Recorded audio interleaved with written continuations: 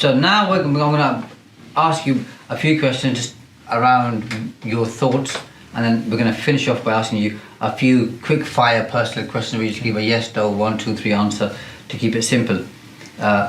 What does the world of Saj Hussain look like in 5 years' time? Where will you be? What are you going to be doing? I think I'm already doing what I'd like to do. I enjoy doing what I'm doing. The word more comes to mind, but it's more of the same type of thing. So from a property point of view, we want to do more projects, more developments. Our lettings businesses are growing. We're starting another one. We're starting an estate agency as well. The sourcing business will probably relaunch, I think, probably early next year. And the training and mentoring side of the business as well. So it's not that different, because I guess of the last 15 years, I've always kind of evolved slightly. So I've done a lot of different things, and some of those things are very different from what I was doing years ago, but it's all been slow movements rather than kind of jumping around all over the place. And so I think it'll just be a continuation of that. And what do you think the world might look like in 5 years' time? If only I knew.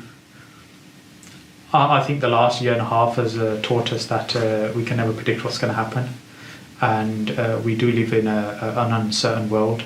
I think things that will impact us from our business and a property point of view, the fact that more people probably working from home, in terms of transportation, amount of space people want, outdoor spaces.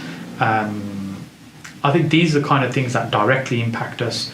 I think the government is going to probably continue to beat us up as landlords and developers.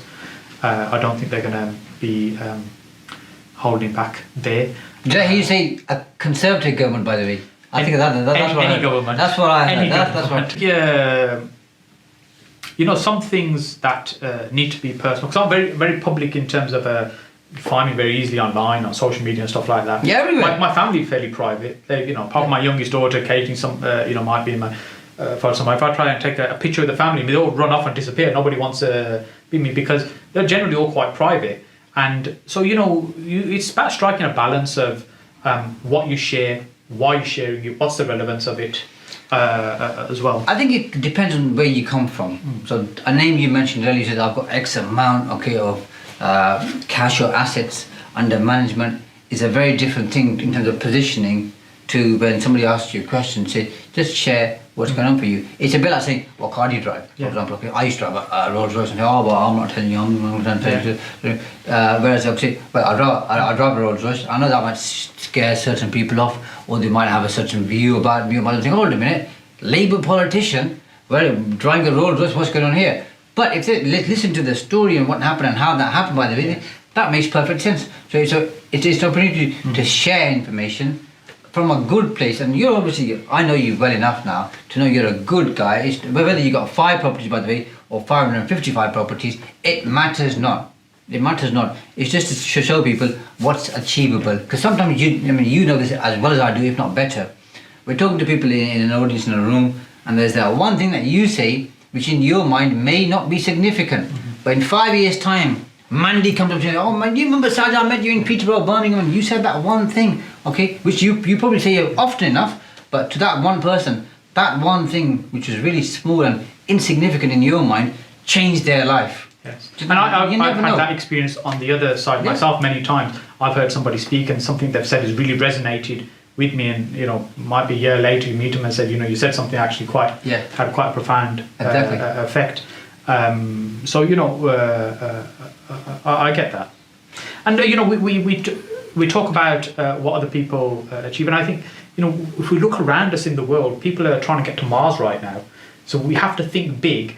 And really, very rarely, especially in property, are we trying to do something that no one has ever done before. So if other people have done it and they achieved it, it's doable. It's just, how can we do it?